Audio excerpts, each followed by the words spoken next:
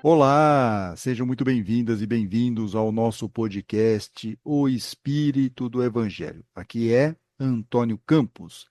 Finalizamos hoje a leitura comentada do livro do Apocalipse, a leitura de verão 2025.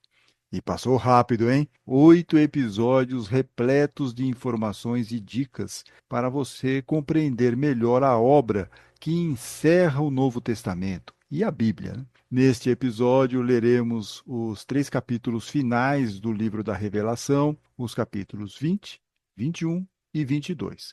Vamos acompanhar o fim do dragão, o julgamento final e o surgimento da Nova Jerusalém. E apesar de ser o último episódio desta série, nós vamos manter a tradição e responder ao final algumas dúvidas das queridas ouvintes e estimados ouvintes. Questões palpitantes como: quem é o anticristo, né? Cadê esse personagem que todo mundo vincula com o livro do Apocalipse? Ou, diante de tantas interpretações, algumas até contraditórias entre si, posso fazer a minha própria interpretação do Apocalipse? Boas perguntas. Responderemos daqui a pouco, hein? Porque antes nós temos que terminar o livro do Apocalipse. Precisamos ler os 3 últimos capítulos da obra de João de Patmos. Então, agora, peguem a Bíblia, abram no capítulo 20 e vamos ler juntos. Capítulo 20, o reino de 1000 anos. E antes de iniciarmos aqui a leitura, só lembrando que no capítulo 19 vimos a primeira batalha entre o bem e o mal. E, obviamente, a besta e o falso profeta acabaram capturados e jogados no lago de fogo, que arde com enxofre, conforme a tradução da Bíblia de Jerusalém. Então agora vamos ver o que vai acontecer com o dragão. Capítulo 20, versículos de 1 a 3. Vi então um anjo descer do céu, trazendo na mão a chave do abismo e uma grande corrente. Ele agarrou o dragão, a antiga serpente, que é o diabo, Satanás, acorrentou-o por 1000 anos e o atirou dentro do abismo, fechando-o e lacrando-o com um selo para que não seduzisse mais as nações até que os 1000 anos estivessem terminados. Depois disso, ele deverá ser solto por pouco tempo. Então fica claro que o dragão é a antiga serpente, o diabo, Satanás, ou seja, a força maligna. Mas apesar de todos esses atributos, o dragão não foi páreo para o anjo que o dominou e o jogou no abismo. Para a Bíblia do Peregrino, a ideia aqui é mostrar não só que Jesus derrota Satanás por ser o mais forte, mas indica que os fiéis a Cristo reduzem o diabo à impotência. José Bortolini, no livro Como Ler o Apocalipse, também vai por esse caminho da interpretação e acrescenta que Jesus e as comunidades têm o poder de acorrentar o dragão, anulando sua ação e seu poder. Para Carlos Mesters e Francisco Orofino, no livro Apocalipse de João, Esperança, Coragem e Alegria, o dragão é o grande perdedor ao longo do livro. E eles destacam que o dragão perdeu várias batalhas, principalmente as que foram mencionadas no capítulo 12. E você se lembra, né? É o caso da mulher e o menino, a batalha contra Miguel e os anjos, o enfrentamento contra os que são fiéis a Jesus, a batalha contra a mulher e a terra, e assim por diante. Fora que o dragão perdeu também Roma, perdeu a besta, o falso profeta. Foi um strike, né? Mesters e Orofino dizem que, por mais forte que pareça, o dragão não tem poder nenhum. O que nos leva à seguinte pergunta: e cada um de nós está conseguindo domar aquele dragão da imperfeição moral? Estamos seguindo e aplicando em nossas vidas os ensinamentos de Jesus e da doutrina espírita? Só assim vamos também poder acorrentar o dragão. Bom, mas como nós vimos na leitura, o dragão foi jogado no abismo por 1000 anos para que não seduzisse as nações. E esses 1000 anos representam um problema para quem está tentando compreender este texto de João de Patmos. Como diz a Bíblia de Estudos Nova Almeida Atualizada, o trecho é um dos mais controversos do Apocalipse, ou seja, não é pouca coisa dentro do caos simbólico que é o livro do Apocalipse, né? Aqui João de Patmos se superou na criação do enigma. A Nova Almeida Atualizada reforça o argumento dessa confusão toda, dizendo que os estudiosos respeitáveis discordam sobre o significado dos 1000 anos. Não há aqui um entendimento. Obviamente, esses 1000 anos não devem ser entendidos literalmente, como muitos gostam de interpretar. Também alguns gostam de falar que depois desses 1000 anos Jesus vai voltar, enfim, tem uma série de interpretações sobre esses 1000 anos. De qualquer forma, eu vi outro dia uma explicação do pastor batista Ed Renekiewicz. Ele estava fazendo uma série de exposições sobre o Apocalipse, e eu gostei muito de uma explicação que ele deu e que pode nos ajudar a entender melhor esses 1000 anos, que são simbólicos. Para o pastor Ed Renekiewicz, esses 1000 anos, seria o registro de como a humanidade tem dificuldade em mudar certos comportamentos, de evoluir. Quando achamos que agora vai, né? Agora a sociedade mudou, eis que retornamos a certos hábitos negativos. Para vocês terem uma ideia do que ele está mencionando, nós estamos aqui gravando em 2025 e neste ano vamos celebrar os 80 anos da vitória contra o nazismo e o fascismo lá na Segunda Guerra Mundial. E o que nós estamos vendo ressurgir nos dias atuais? Movimentos neonazistas e fascistas. Quando vemos as políticas de proteção às minorias sendo atacadas ou mesmo canceladas, é o retrocesso simbólico que está aqui registrado, está sendo mostrado pelos 1000 anos. Daqui a pouco nós vamos voltar a esse assunto aqui na leitura comentada. Aguardem, hein? Tá? Mas aqui já deu para vocês terem pelo menos uma noção do que pode representar para nós esses 1000 anos. Capítulo 20, versículos de 4 a 6. Vi então tronos, e aos que neles se sentaram foi dado o poder de julgar. Aqui já vai começar a ideia do julgamento final. Vi também as vidas daqueles que foram decapitados por causa do testemunho de Jesus e da palavra de Deus, e dos que não tinham adorado a besta, em sua imagem, e nem recebido a marca sobre a fronte ou na mão. Eles voltaram à vida e reinaram com Cristo durante 1000 anos. Então, aqui ele está falando sobre os mártires. Os outros mortos, contudo, não voltaram à vida até o término dos 1000 anos. Esta é a primeira ressurreição. Feliz e santo aquele que participa da primeira ressurreição. Sobre estes, a segunda morte não tem poder. Eles serão sacerdotes de Deus e de Cristo, e com ele reinarão durante 1000 anos.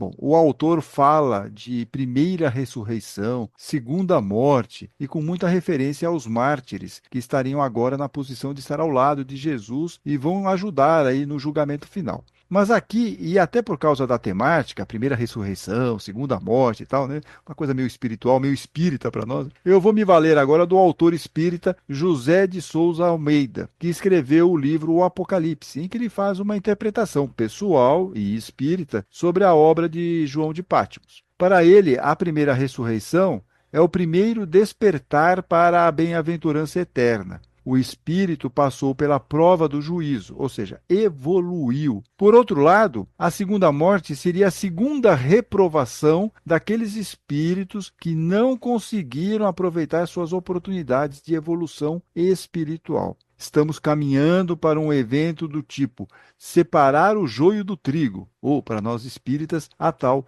transição planetária e a chegada aí do mundo de regeneração. Então, agora nós vamos ver o segundo combate, a segunda batalha, capítulo 20, versículos de 7 a 8. Quando se completarem os 1000 anos, então, depois do período de 1000 anos, Satanás será solto de sua prisão e sairá para seduzir as nações dos 4 cantos da terra, Gog e Magog, reunindo-as para o combate. Seu número é como a areia do mar. Então, uma paradinha para reforçar aquele conceito que vimos há pouco a partir do entendimento do pastor Ed Renekiewicz. O fim dos 1000 anos, que é um valor simbólico, mostra apenas que a humanidade esquece alguns avanços e retroage. Volta a uma situação anterior, ou pelo menos tenta voltar a uma situação anterior, como estamos vendo hoje a volta de movimentos aí neonazistas e fascistas. E como diz o texto do Apocalipse, o dragão volta seduzindo as nações e conquista milhares de corações e mentes, né, que estão representados aqui com a areia do mar. A referência a Gog e Magog é a respeito de um rei, Gog e seu território, Magog, e são citados aí no livro de Ezequiel, no capítulo 38. Com um numeroso exército, Gog invade Israel e é destruído por Deus. Já dá até para imaginar o que vai acontecer com Satanás e seus apoiadores nesta volta após os 1000 anos, né? Então vamos lá. Capítulo 20, versículos de 9 a 10. Subiram sobre a superfície da terra e cercaram o acampamento dos santos e a cidade amada, no caso, Jerusalém. Mas um fogo desceu do céu e os devorou. O diabo que os seduzira foi então lançado no lago de fogo e de enxofre, onde já se achavam a besta e o falso profeta, e serão atormentados dia e noite pelos séculos dos séculos. O comentário bíblico São Jerônimo diz que a soltura de Satanás e seu ataque renovado contra os fiéis refletem aí o caráter cíclico ou recapitulativo do conceito de história que nós já percebemos aí dentro do Apocalipse. A luta entre Deus e Satanás, ordem e caos, se renova repetidamente até seu fim definitivo. Com outras palavras, Bortolini indica que podemos sentir a força ameaçadora do dragão no passado, no presente e no futuro. Mas diz ele, Deus sempre intervém para fazer justiça e liberta as comunidades da opressão do dragão, o fogo que desce do céu. Bem, agora nós vamos para o famoso julgamento das nações, e o trecho a seguir foi uma das fontes de inspiração para Michelangelo Buonarroti criar a famosa obra O Juízo Final, que foi pintada no teto da Capela Sistina, lá no Vaticano, entre 1536 e 1541. Também outra referência importante para essa obra de Michelangelo é o capítulo 25 do Evangelho de Mateus, no grande julgamento, a partir do versículo 31, quando Jesus conta, né, separa aqui as pessoas que fizeram coisas boas das pessoas que não foram tão boas, né? Então tem uma separação. E é sobre isso que nós vamos ver agora o julgamento das nações. Então, capítulo 20, versículos de 11 a 12. Vi depois um grande trono branco, e aquele que nele se assenta. O céu e a terra fugiram de sua presença sem deixar vestígios. Vi então os mortos, grandes e pequenos, em pé diante do trono, e abriram-se livros. Também foi aberto outro livro, o da vida. Os mortos foram então julgados conforme a sua conduta, a partir do que estava escrito nos livros. Para o autor espírita José de Souza Almeida, o juízo de Deus significa para nós espíritas a separação dos bons e dos maus no terceiro milênio. Almeida reforça a ideia de que todos são julgados segundo suas obras, pois tudo o que fazemos, todas as nossas ações, estão registradas lá no plano espiritual. Ou seja, ação e reação, causa e efeito. Por isso que eu mencionei há pouco que seria aqui uma ideia da separação do joio e do trigo, né? É mais ou menos isso. Capítulo 20, versículos de 13 a 15.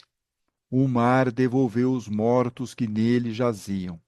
A morte e o Hades entregaram os mortos que neles estavam, e cada um foi julgado conforme sua conduta. A morte e o Hades foram então lançados no lago de fogo. Esta é a segunda morte, o lago de fogo. E quem não se achava inscrito no livro da vida foi também lançado no lago de fogo. José de Souza Almeida comenta que todo aquele que transgride as leis divinas, que ofende a Deus, perdeu a vida, está morto. E é para os endurecidos na desobediência a Deus que está reservada a segunda morte, quando então serão lançados no lago de fogo, ou seja, da dor e expiação, das reencarnações expiatórias, onde há choro e ranger de dentes. E eu aqui acrescento que esses desobedientes vão ter que dar conta dessas reencarnações expiatórias agora em um outro mundo, porque aqui na Terra será um mundo de regeneração. Mas para o final do programa eu vou mencionar um trecho da definição de Kardec, ou de Santo Agostinho, né? Kardec selecionou o texto de Santo Agostinho e publicou lá no Evangelho segundo o Espiritismo. Então daqui a pouquinho eu vou ler um trecho dessa explicação sobre o mundo de regeneração. De qualquer forma, a ideia de que a morte será vencida, como destaca aqui João de Pátmos, pode nos remeter a uma explicação espírita ou ao entendimento espírita de que existe aí uma revolução espiritual em que todos nós, não só mais espíritas, nós vamos entender que a morte não existe, já que o espírito é imortal. Pode ser que aconteça isso um dia. Ou podemos também supor que essa frase já nos traz um vislumbre do que seria viver nos mundos superiores. Em O Evangelho segundo o Espiritismo, no capítulo 3, Kardec nos traz a seguinte informação lá no item 4. Mundos felizes, onde o bem sobrepuja, vence o mal. Mundos celestes ou divinos, habitações de espíritos depurados, onde exclusivamente reina o bem.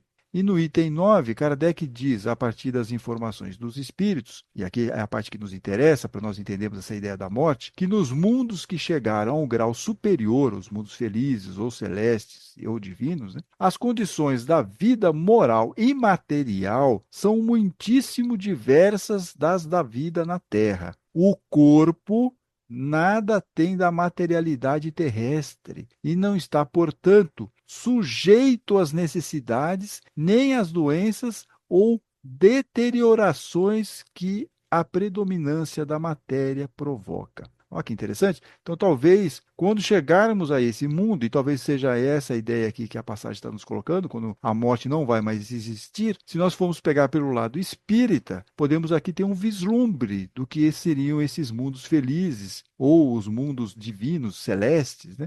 Porque lá não vai ter mais doença, não tem mais deterioração do corpo, portanto, a vida é mais longa, né?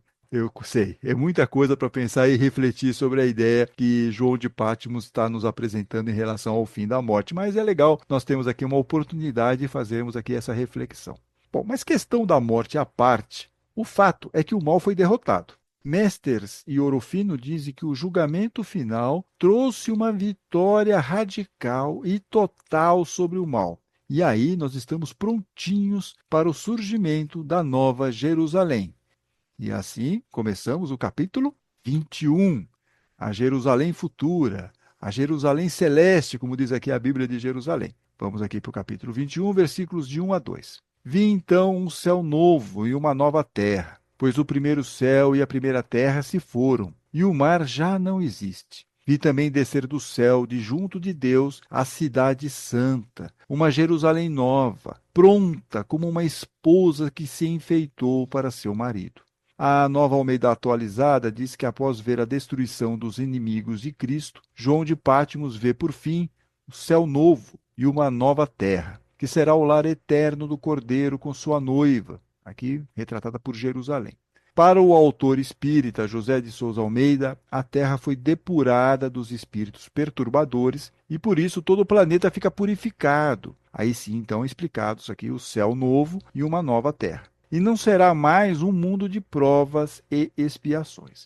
Almeida acrescenta ainda que a Nova Jerusalém é a nova humanidade espiritualizada, evangelizada. Seria o símbolo da união de Deus com seus fiéis, ou seja, essa humanidade é quem seria a noiva, a esposa do Cordeiro. Haverá uma aliança espiritual, um casamento entre a nova humanidade e Jesus. Vamos agora ler os versículos de 3 a 5. Nisto, ouvi uma voz forte que do trono dizia: Eis a tenda de Deus com os homens. Ele habitará com eles. Eles serão o seu povo, e ele, Deus com eles, será o seu Deus. Ele enxugará toda lágrima dos seus olhos, pois nunca mais haverá morte, nem luto, nem clamor, e nem dor haverá mais. Sim, as coisas antigas se foram. O que está sentado no trono declarou então: Eis que eu faço novas todas as coisas. E continuou: Escreve, porque estas palavras são fiéis e verdadeiras. Mesters e Orofino explicam que a imagem da tenda evoca o Êxodo. É a tenda da aliança que acompanhava o povo ao longo da caminhada pelo deserto. Agora, eles deixam bem claro aqui uma questão: não é templo, é tenda. Estão reforçando muito isso. Ou seja, não existirá mais uma estrutura religiosa, muitas vezes hipócrita, mas uma conexão direta de todos com Deus. Mesters e Orofino dizem que agora Deus vem morar com seu povo, estende sobre sua tenda e pronuncia as palavras da aliança. Eu serei o seu Deus e vocês serão o meu povo, como está lá em Êxodo, capítulo 6, versículo 7. Vamos agora continuar aqui na nossa leitura, capítulo 21, versículos de 6 a 8. Disse-me ainda, elas se realizaram. Eu sou o Alfa e o Ômega, o princípio e o fim. E a quem tem sede, eu darei gratuitamente da fonte de água viva. O vencedor receberá esta herança, e eu serei seu Deus, e ele será meu filho. Quanto aos covardes, porém, e aos infiéis, aos corruptos, aos assassinos, aos impúdicos, ou seja, aos imorais, aos mágicos ou feiticeiros, aos idólatras e a todos os mentirosos, a sua porção se encontra no lago ardente de fogo e enxofre, que é a segunda morte. Aqui nestes versículos temos a consumação da destruição dos inimigos de Deus e a salvação dos fiéis. É a famosa frase que já vimos no Apocalipse, no capítulo 16, versículo 17. Tudo está feito. Tudo está feito. Está completa aqui a obra. Em relação ao alfa e o ômega, a primeira e a última letra do alfabeto grego, a Nova Almeida Atualizada interpreta que Deus está muito além do princípio e do fim do universo como soberano criador. Bortolini enxerga nesta passagem uma orientação de como será a nova sociedade. As pessoas, diz ele, serão marcadas pela liberdade, justiça, solidariedade, partilha, vão partilhar até a água viva, né? E a verdade. Isso vai contrastar fortemente com o arranjo social da Babilônia, a sociedade fundada na injustiça que gerou opressão, exploração, acúmulo e mentira. Então, agora nós vamos seguir aqui na nossa leitura. A Bíblia de Jerusalém coloca um título chamando de A Jerusalém Messiânica. E a Bíblia de Jerusalém explica esse título de Jerusalém Messiânica porque as nações pagãs ainda existem. Isso aqui é importante, hein? As nações pagãs ainda existem e podem se converter ao Deus verdadeiro. E agora nós vamos acompanhar a descrição do que seria essa nova Jerusalém, e que teve como base os capítulos de 40 a 48 de Ezequiel, quando o profeta descreve a visão do templo do Senhor. Então vamos lá, capítulo 21, versículos de 9 a 14. E aqui são muitas minúcias, tá? Na descrição que ele vai fazer. Depois, um dos 7 anjos das 7 taças, cheias com as 7 últimas pragas, veio até mim e disse-me: Vem, vou mostrar-te a esposa, a mulher do cordeiro. Ele então me arrebatou em espírito sobre um grande e alto monte e mostrou-me a cidade santa, Jerusalém, que descia do céu, de junto de Deus, com a glória de Deus. E aqui só um destaque, lá no livro A Gênese, Kardec fala sobre o dom da presciência. E um dos exemplos que ele dá é que quanto mais elevado o espírito, ele vai como se fosse no alto de uma montanha e ele consegue enxergar o caminho que as pessoas estão fazendo lá embaixo. E aqui é mais ou menos isso, quer dizer, João vai ser arrebatado por esse espírito, eles vão para um lugar muito alto, né, e vão conseguir enxergar um pouco mais o futuro. E nesse futuro que ele está enxergando, ele está vendo a descida do céu aí da cidade santa de Jerusalém. Seu esplendor é como o de uma pedra preciosíssima, uma pedra de jaspe cristalino. Ela está cercada por muralha grossa e alta, com 12 portas. Sobre as portas há 12 anjos e nomes inscritos, os nomes das 12 tribos de Israel. 3 portas para o lado do oriente, 3 portas para o norte, 3 portas para o sul e 3 portas para o ocidente. A muralha da cidade tem 12 alicerces, sobre os quais estão os nomes dos 12 apóstolos do Cordeiro. Bom, muralha grande, 12 portões, guardados por anjos, tudo isso está indicando, segundo a Nova Almeida atualizada, uma cidade que não está vulnerável a ataques. As portas trazem o nome das 12 tribos de Israel. E o nome dos 12 apóstolos de Jesus estão sobre os alicerces da muralha. Bortolini chama a atenção que a descrição de João de Patmos mostra uma cidade que tem 3 portas para cada um dos pontos cardeais, o que indicaria que é uma cidade aberta e universal. Capítulo 21, versículos de 15 a 22. Aquele que comigo falava tinha como medida uma cana de ouro ou uma vara de ouro para medir a cidade, seus portões e sua muralha.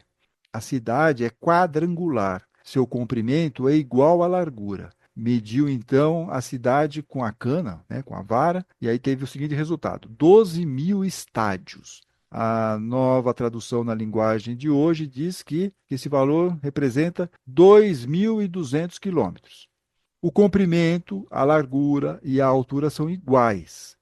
Mediu também a muralha, 144 côvados.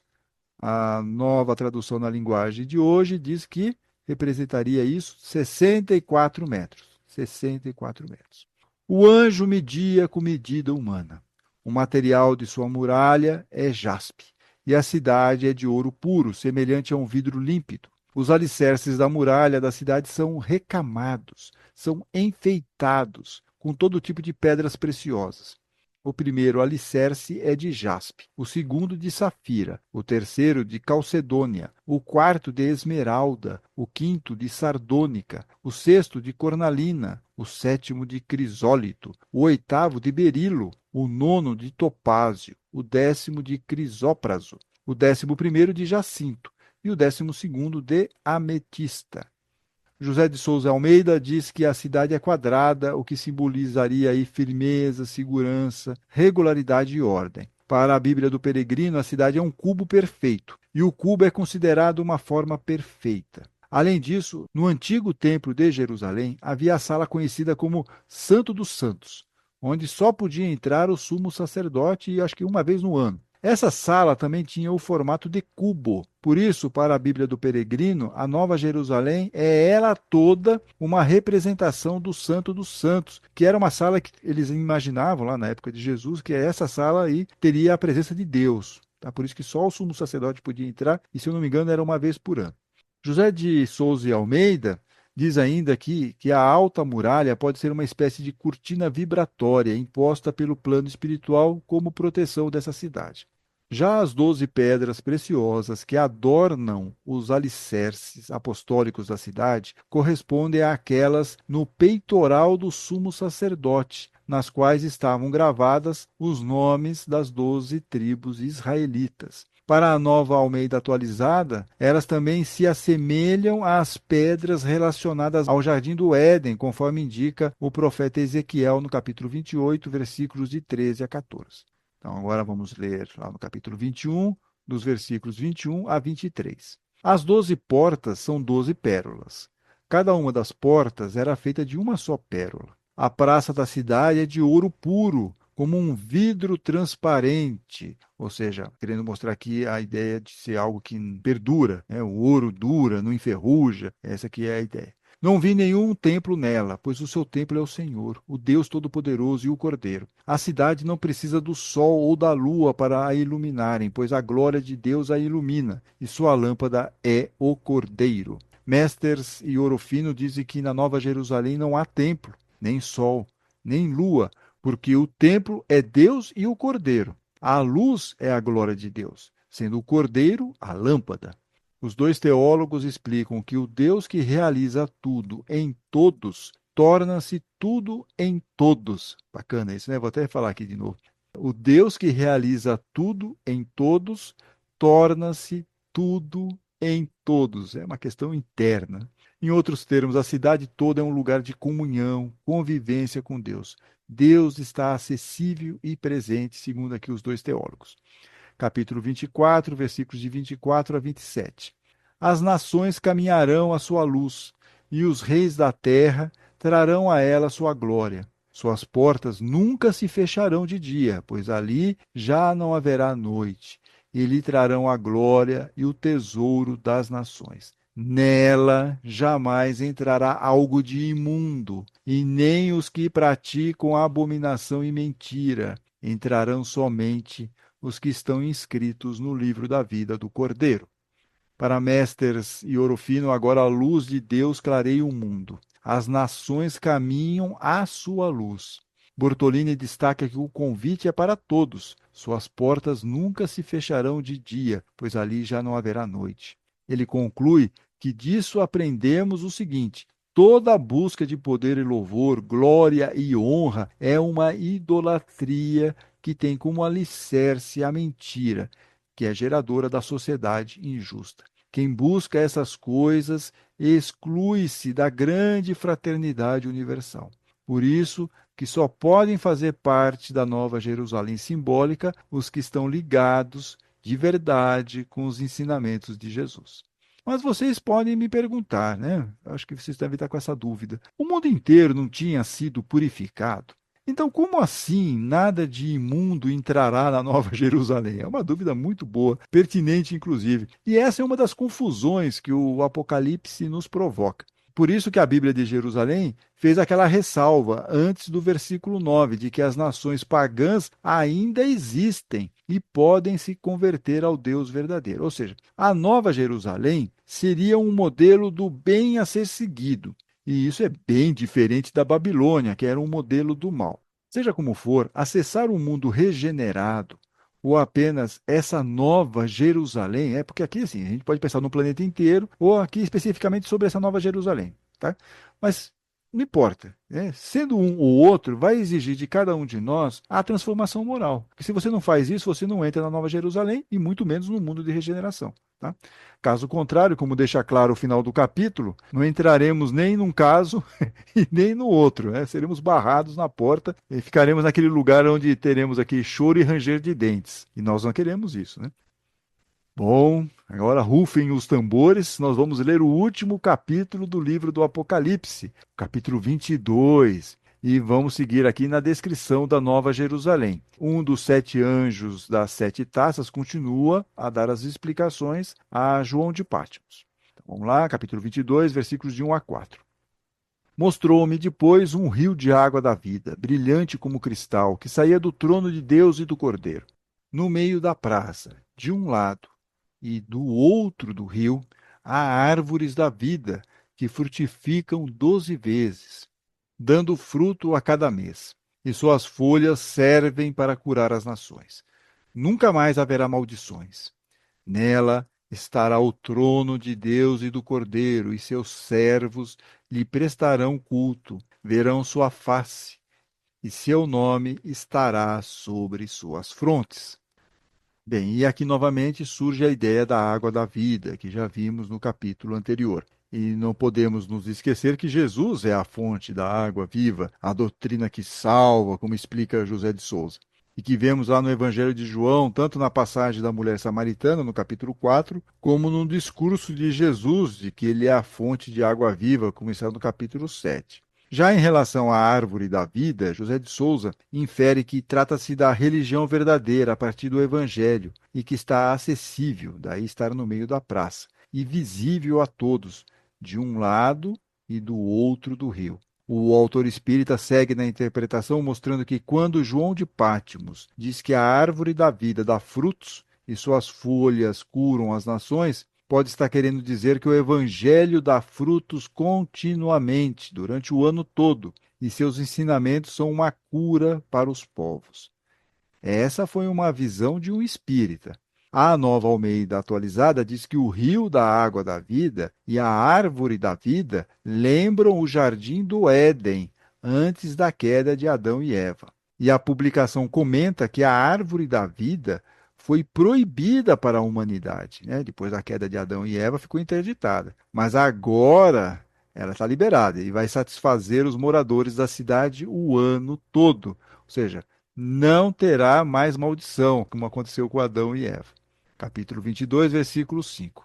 Já não haverá noite, ninguém mais precisará da luz da lâmpada, nem da luz do sol, porque o Senhor Deus brilhará sobre eles, e eles reinarão pelos séculos dos séculos. Esse versículo é uma repetição do que nós já vimos no capítulo anterior, acho que está aqui reforçando que agora Deus vai brilhar sobre todos, por isso que não vai precisar de luz de lâmpada, nem a luz do sol, é Deus que está brilhando sobre cada um de nós, aqueles que conseguiram evoluir espiritualmente. Bom, mas a partir dos próximos versículos, João de Patmos não vai mais descrever os eventos futuros. Agora é como se ele voltasse ao momento presente. Então, só para nós ficarmos um pouco atentos, porque a maneira da narrativa vai mudar um pouquinho, tá bom?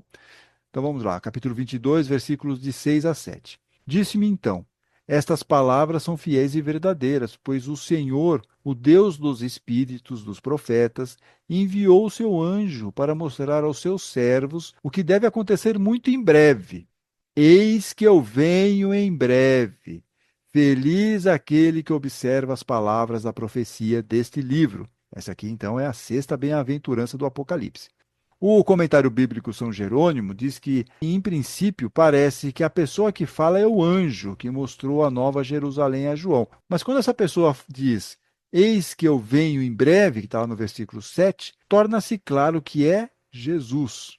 E já vão se preparando porque teremos muitos trechos confusos sobre quem está falando daqui até o final. Como diz a Bíblia Paulinas, há diferentes vozes em ação aqui até o final. Vozes não identificadas, vozes do próprio Cristo, da comunidade e do próprio autor. De qualquer forma, vocês vão notar que haverá algumas citações que lembrarão o prólogo do Apocalipse, como a ideia de que tudo ocorrerá em breve, a bem-aventurança, ou seja, felizes os que observarem as profecias desse livro. E as referências ao prólogo vão continuar aqui nos próximos versículos. Vamos lá.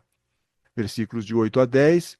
Eu, João, fui o ouvinte e a testemunha ocular destas coisas. Tendo-as ouvido e visto, prostrei-me para adorar o anjo que me havia mostrado tais coisas.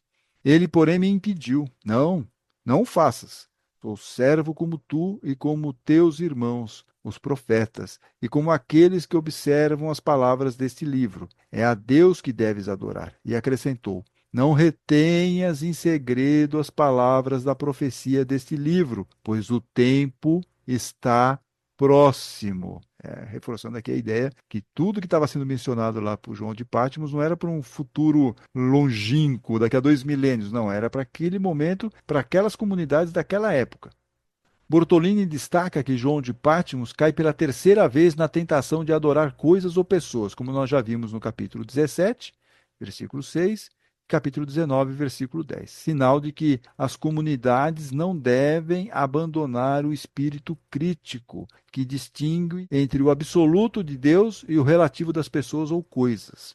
O autor de Como Ler o Apocalipse indica ainda que o final, pois o tempo está próximo, é uma mensagem de esperança. E eu aqui acrescento que é uma mensagem também para as comunidades perseverarem no caminho do bem e não se desviar por causa do mundo material representado aí por Roma e todas as questões que estão envolvidas aí que nós já vimos em vários momentos aí na leitura do Apocalipse, as perseguições e tal. Até por isso, o livro não deve ficar em segredo, selado, né, como diz aqui a narrativa, e deve ser divulgado. E isso fica claro no versículo seguinte. Então vamos lá, vamos ler aqui o versículo 11. Que o injusto cometa ainda a injustiça e o sujo continue a sujar-se. Que o justo pratique ainda a justiça e que o santo continue a santificar-se. Então aqui é uma chamada boa para perseverança, né? Perseverança no bem. Versículo 12.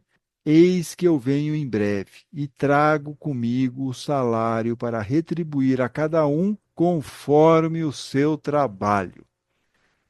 Novamente, o venho em breve, Jesus reafirmando seu retorno iminente, não é para daqui a 2 milênios. Vamos deixar isso bem claro, até porque é o que o João de Patmos está apresentando para a sua comunidade. Então, muitas vezes, essa interpretação que nós fazemos que o Apocalipse está sendo pensado para um futuro longínquo não se sustenta na própria narrativa do Apocalipse. Bom, além do eu venho em breve, nós temos uma outra questão aqui que está sendo mencionada nesse versículo 12, como bem observa o autor espírita José de Souza e Almeida, que é uma reafirmação da lei de causa e efeito.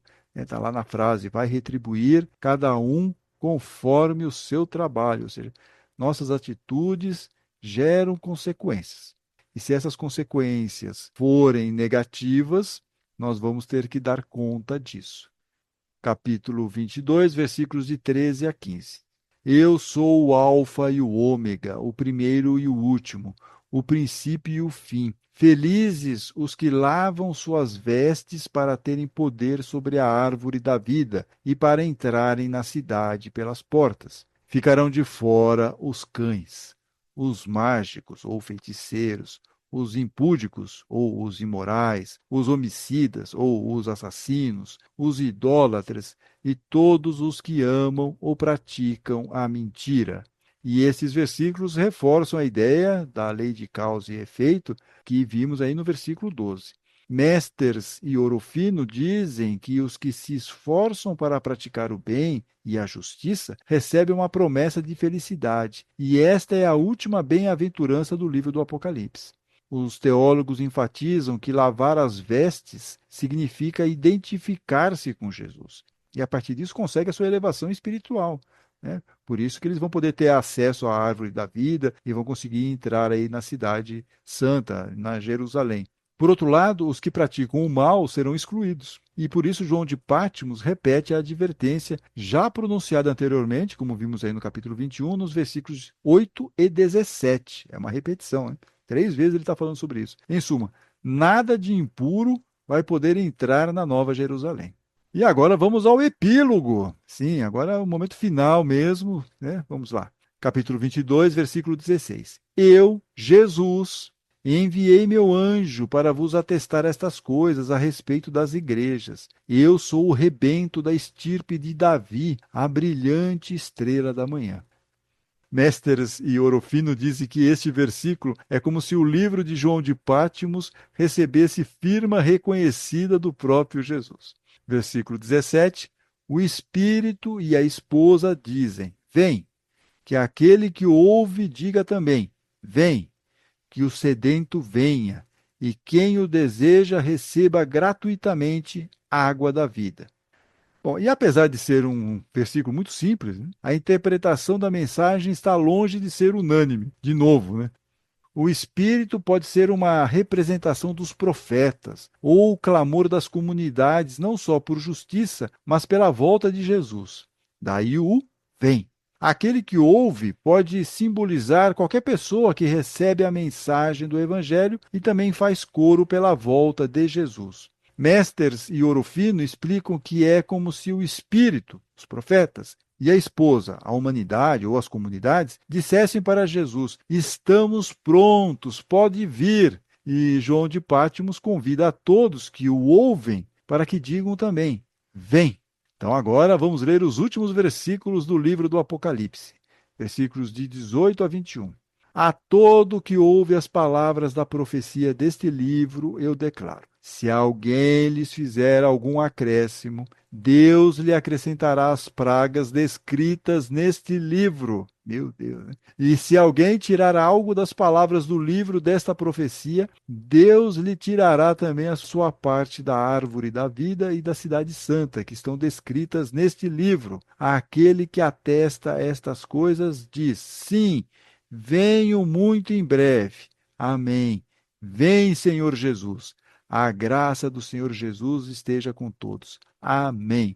Para a Bíblia de Jerusalém, essa ameaça a quem se atrever a modificar o conteúdo do livro é antiga e tem exemplos no Deuteronômio, capítulo 4, versículo 2, capítulo 13, versículo 1, e lá em Provérbios, capítulo 30, versículo 6. Devia ser uma preocupação bem real naquela época, porque toda a tradição era oral, né? Você tinha que ler, a maior parte das pessoas era analfabeta. A pessoa lê, se ela quiser fazer uma modificação, ela poderia fazer.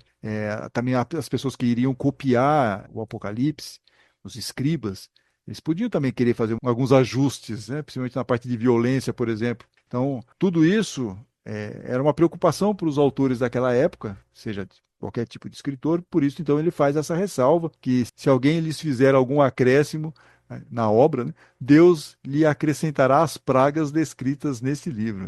Que medo.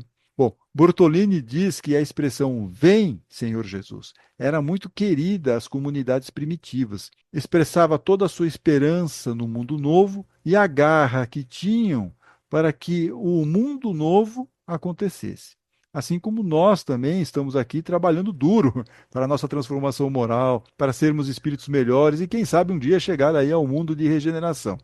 E o que seria esse mundo? Eu prometi lá atrás que eu iria falar para vocês sobre o mundo de regeneração, que é aqui para nós simbolicamente, é a grande representação aqui do livro do Apocalipse, é chegar a esse mundo de regeneração. Então nós vamos lá no Evangelho segundo o Espiritismo, capítulo 3, que tem o título Há muitas moradas na casa do meu Pai, item 17. E lá tem a seguinte explicação didática do Espírito Santo Agostinho. Ele diz o seguinte: os mundos regeneradores servem de transição entre os mundos de expiação e os mundos felizes. A alma que se arrepende, neles encontra a calma e o repouso, acabando de se depurar. Sem dúvida, nestes mundos, o homem ainda está sujeito ou submetido às leis que regem a matéria. sentem as mesmas sensações e os mesmos desejos como vocês. Aí que estão como nós, né? Vocês aqui para nós, né? Estamos aqui no mundo de provas e expiações. Mas quem está lá no mundo de regeneração estará livre das paixões desordenadas, das quais vocês são escravos atualmente, né? Neles não há mais o orgulho que faz calar, silenciar o coração. Não há mais a inveja que o tortura e o ódio que o asfixia, o sufoca. A palavra amor está escrita em todas as frontes. Um perfeito equilíbrio regula as relações sociais. Todos reconhecem Deus e tentam ir até Ele seguindo, cumprindo-lhe suas leis. Bem, esse aqui é um trechinho dessa explicação de Santo Agostinho sobre os mundos de regeneração. O texto continua, mas eu acho que já deu para vocês aí terem uma boa ideia de como será esse mundo de regeneração. É bem interessante, né? Você quer ficar fora dele aí, do mundo de regeneração? Eu não, eu acho que você também não, né? Então vamos ter que nos esforçar bastante aqui para a nossa evolução espiritual, para não ficar fora dessa festa que é a chegada do mundo de regeneração. E tudo isso que nós lemos nesses 8 episódios da leitura comentada do livro do Apocalipse, e também essa explicação sobre o mundo de regeneração, tudo isso aí nos remete ao início do Sermão da Montanha, quando Jesus nos diz aqui, ó, algumas das frases, né, eu não vou ler todas as bem-aventuranças, poderia, porque seria uma boa síntese de tudo que nós lemos, mas principalmente essas três aqui que eu elenquei. Ó, bem-aventurados ou felizes os mansos, porque herdarão a terra. Que é uma mudança de postura, os mansos, aqueles que já estão evangelizados, né, vão herdar a terra do quê? A terra de regeneração, o mundo de regeneração. Bem-aventurados os que têm fome e sede de justiça, porque serão saciados. A gente vê tanta injustiça, tanta coisa errada. Nós gostaríamos de viver num mundo diferente, num mundo que não houvesse mais essas desigualdades, essas brigas, guerras, esses conflitos todos, né? Puxa, se nós perseverarmos aqui nessa nossa mudança para a nossa transformação moral, nós teremos chances de chegar num mundo em que essas coisas não vão acontecer mais. Bem-aventurados, felizes, os puros de coração, porque verão a Deus. Não é isso que nós vimos aí no final do Apocalipse? Deus junto com as pessoas? É isso aí. Para isso nós vamos precisar ser o quê? Puros de coração. Tudo isso está dentro da nossa ideia que o Espiritismo nos traz, que é da nossa reforma interior, da nossa transformação moral. Eita, agora sim, hein? Finalizamos esta épica leitura comentada do Apocalipse, a nossa leitura de verão 2025. Olha, sinceramente, eu espero que vocês tenham compreendido melhor o livro da Revelação, assim como eu também aprendi muito, gente. Foi uma loucura, quase fiquei louco aqui nessas 8 semanas, mas acho que valeu a pena. Foi um esforço importante para conseguir entender, compreender, ver as minúcias aqui do livro do Apocalipse e espero que eu tenha conseguido transmitir isso corretamente para vocês, que vocês tenham conseguido entender as explicações que eu acabei aqui elencando para apresentar em nosso podcast. Então, eu agradeço a companhia de vocês, né, das nossas queridas ouvintes e estimados ouvintes. E até por isso, até em agradecimento a vocês, aos ouvintes que gentilmente nos acompanharam aqui até esse último episódio, nós vamos encerrar respondendo a 2 questões de vocês. E a primeira questão vem da Márcia, do Rio de Janeiro. E ela me pergunta: cadê o famoso anticristo? Ele não é um personagem do Apocalipse? Muito bacana essa pergunta. Realmente, o anticristo seria o inimigo de Jesus, né? Por isso que a gente sente falta aqui. Cadê? Cadê o anticristo, né? Nessa leitura toda do Apocalipse. E curiosamente, esse personagem aqui, o anticristo, não é mencionado no Apocalipse, mas na primeira carta de João, lá no capítulo 2, versículo 18, que diz o seguinte: filhinhos, estamos na última hora. Vocês ouviram dizer que o anticristo está vindo, mas são muitos os anticristos que têm aparecido. Por isso, sabemos que estamos na última hora. Está lá na primeira carta de João, capítulo 2, versículo 18. Então, aqui é onde surge a palavra anticristo no Novo Testamento. Nos séculos 2 a 4, lá naquele início do cristianismo, o cristianismo estava se acertando, né? Estava se organizando, os pais da igreja, como Irineu de Lyon e Hipólito de Roma, associaram o anticristo a figuras apocalípticas que apareciam aí e aparecem lá no livro de Daniel e, obviamente, no Apocalipse. Assim, por causa disso, por causa dessa correlação, a besta, que nós vimos lá no capítulo 13 do Apocalipse, é frequentemente identificada com o anticristo, na tradição cristã. E também os personagens históricos que podem ser associados a ela, como os imperadores Nero e Domiciano. Mas aqui, ao longo da história da humanidade, o anticristo serviu e serve, né, para marcar líderes tirânicos, como, sei lá, Hitler, né? Hitler foi um bom exemplo, né? Muitas pessoas entendem, esse aí foi o anticristo. Tal. Então, o anticristo vai servir sempre para identificar, ou marcar, ou caracterizar esses líderes tirânicos que existiram no passado e continuam existindo, né? Não vamos falar nada aqui, falar baixo, né? Mas eu espero ter respondido a sua questão, Márcia, aqui sobre essa ideia aqui do anticristo. Onde está o anticristo no Apocalipse? Diretamente ele não está, mas ele vai ser posteriormente vinculado com a ideia aí da besta. Né? Bom, e a última pergunta vem da aluna Sandra. A aluna Sandra. Antes de começar uma aula, ela comentou, ela estava acompanhando o Apocalipse, aqui no nossa leitura comentada, e ela falou que do jeito que o Apocalipse foi escrito, qualquer um pode interpretar da maneira que quiser, porque não tem necessariamente uma resposta certa. Bom, de certa maneira, você tem razão, Sandra. Como eu tenho dito desde o primeiro episódio, João de Patmos não teve a delicadeza de nos deixar um manual de instruções sobre como interpretar o Apocalipse. Por isso, nós aqui, há mais de 2000 anos de distância da confecção, né, da produção do livro do Apocalipse, precisamos quebrar a cabeça para compreender as referências simbólicas que João de Patmos nos propõe. Como vimos em vários episódios, há muitas discordâncias entre os estudiosos, pontos de vista conflitantes em relação a passagens específicas. É praticamente um caos, né? Até por causa disso, eu achei interessante desbravar o livro do Apocalipse numa leitura comentada. E eu espero que eu tenha conseguido mostrar as várias interpretações possíveis. E acreditem, eu disse lá no primeiro episódio, muitas outras interpretações ficaram de fora, muitas outras, não era impossível você mencionar todas. Né? No fim, o Apocalipse pode ser revelado a partir do olhar de cada um. Isso aqui acho que é a parte que nos interessa aqui na nossa conversa e vai servir para nós caminharmos aqui para o nosso final. Porque não há nenhum problema você fazer essa interpretação do Apocalipse a partir da sua própria visão. O importante é, e eu acredito nisso, seguir o norte apresentado não só nesse livro, mas em todo o Novo Testamento, que é o de perseverar no bom caminho e cuidar da nossa elevação espiritual, entendeu? Eu acho que é esse aqui o caminho. Quer dizer, você pode interpretar o Apocalipse, é a besta, é o imperador do norte aqui, atualmente. Você pode interpretar do jeito que você quiser. Você pode interpretar o Apocalipse como se fosse uma coisa do futuro. Você pode fazer tudo. Mas o que você não pode é perder de vista essa ideia do perseverar no caminho do bem, cuidar da elevação espiritual, porque o livro mostra muito isso. Só aqueles que seguem os ensinamentos de Jesus, estão lá em comunhão com Deus, tal, que vão conseguir essa elevação espiritual, vão conseguir acessar lá a Nova Jerusalém, que para nós espíritas seria o quê? Um mundo de regeneração. Eu acho que se mantivermos esse foco, tá tudo certo. Todo o resto é periférico, tá bom?